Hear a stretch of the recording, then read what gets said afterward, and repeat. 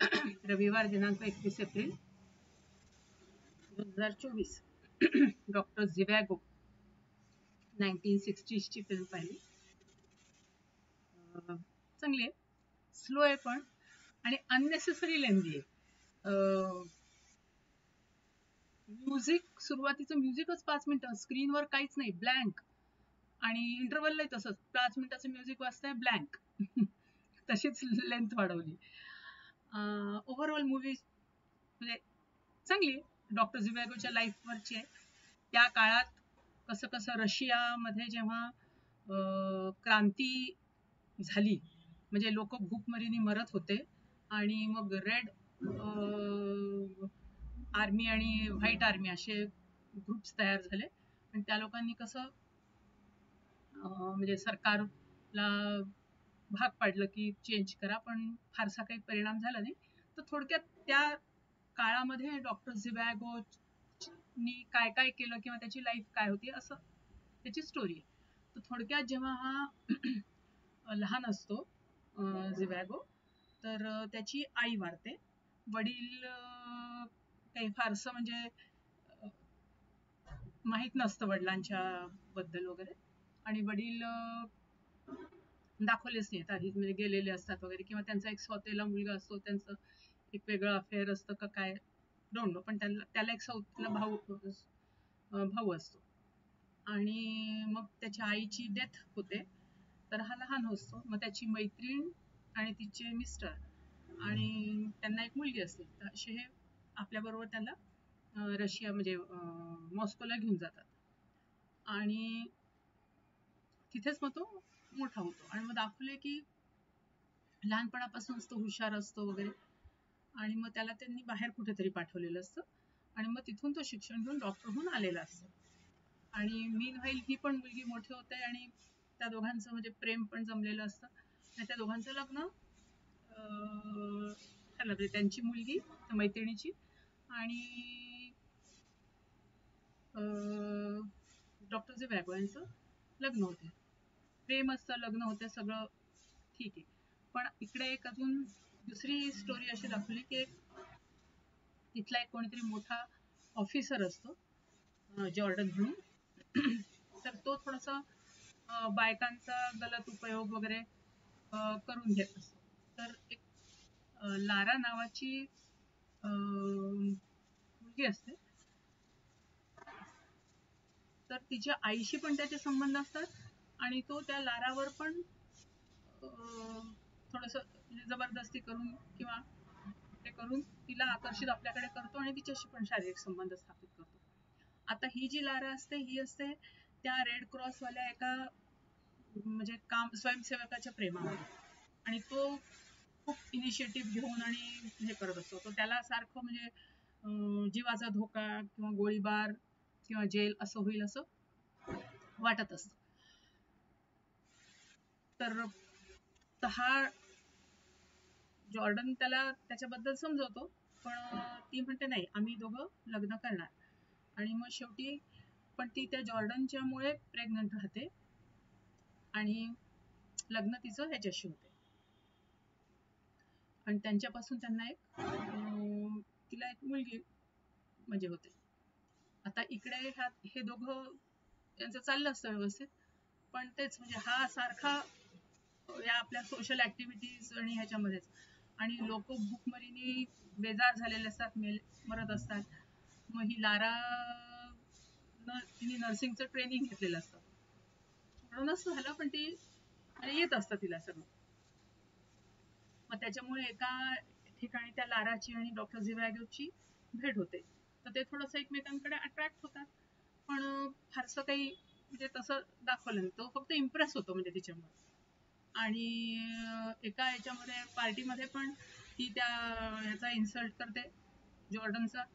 तर ते पण त्याला म्हणजे आवडतं, कारण जॉर्डन त्याला आवडत नसतो, तो त्याच्या वडिलांचा मित्र असतो, आणि त्याच्याबद्दल काही त्यांनी चांगलं ऐकलेलं नसतं.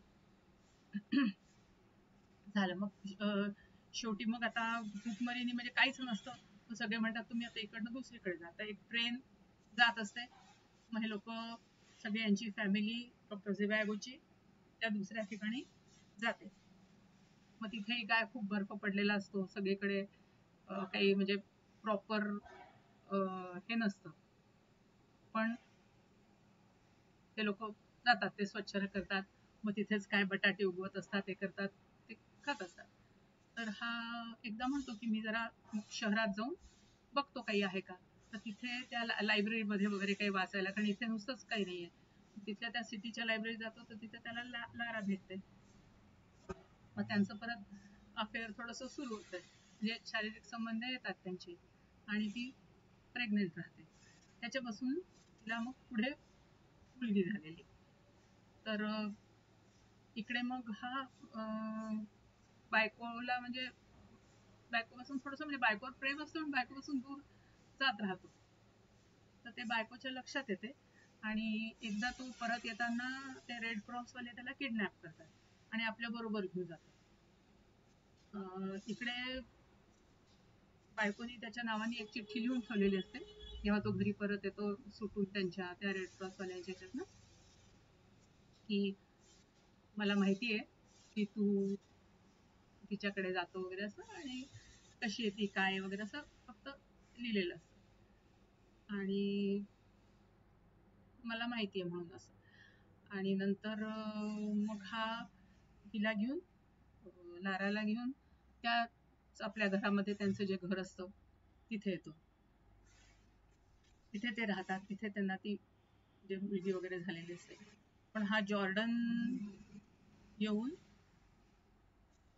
त्यांना धमकावतो की तुम्ही जर माझ्याबरोबर नाही आले तर इथे हे पोलीसवाले अटॅक करतील, पकडून देतील तुला. तर मग ही त्याच्याबरोबर हा पाठवून देतो तिला, लाराला. तर नंतर त्याला लक्षात येते की याला पण एक काहीतरी डॉक्टर जॉर्डनला, डॉक्टर झेवागोला काहीतरी एक रोग झालेला असतो ज्याच्यामुळे तो मरणार असतो, म्हणून तो पण तिला पाठवून देतो. नंतर त्याला काहीच कळत नाही कुठे गेली ती, काय तिचं अबाउट वगैरे.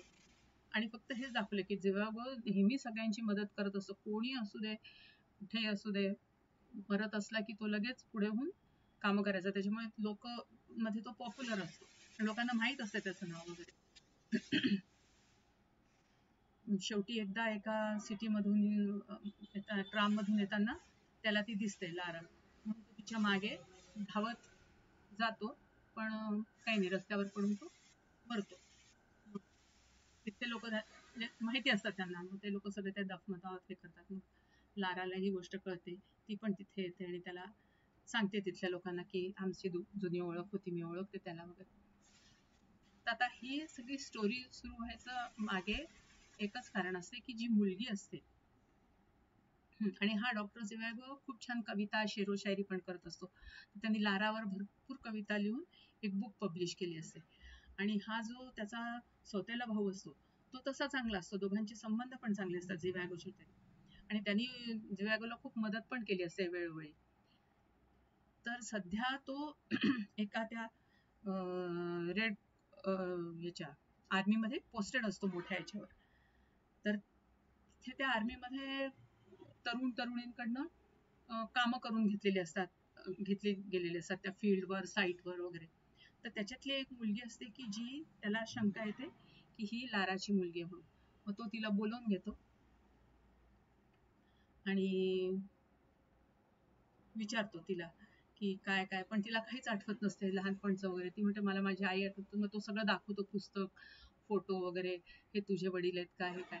ती म्हणे मला कोणी आठवत नाही, काहीही आठवत नाही. मग तिचा एक, पण त्याला म्हणजे शंका असतेच. तो म्हणतो ठीक आहे जा तू. तेवढ्यात तिचा बॉयफ्रेंड पण येतो तिला घ्यायला, आणि ते लोक निघतच असतात. तर तिच्या हातामध्ये ते गिटार असते. तो म्हणतो हे तू वाजवते का. तो माझा बॉयफ्रेंडच सांगतो की हो खूप सुंदर वाजवते, खूप छान. तर म्हणे तू शिकली का कुठे. नाही नाही म्हणे, म्हणजे तुला हे वारसा हक्कानेच मिळालेलं आहे. म्हणजे हा झिवॅगो पण ते लहानपणी खूप छान वाजवत असतो. तर मग त्याला ते कन्फर्मेशन होऊन जाते की नाही ही त्याचीच मुलगी आहे. त्याच्यामुळे मग त्याचं अजून तिच्यावर असं प्रेम बसतं, तो तिच्याकडे असं ओढला गेलेला आहे असं दाखवलंय.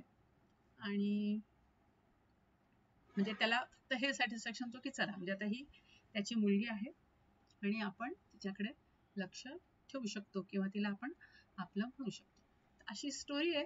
खास असं आवर्जून अगदी बघावं असं काही नाही. ओव्हरऑल त्या वेळेची त्या काळची सिच्युएशन, त्या काळचं कसं सगळे रिलेशन्स एकमेकांशी वगैरे होते त्याच्याबद्दलच आहे. Overall okay.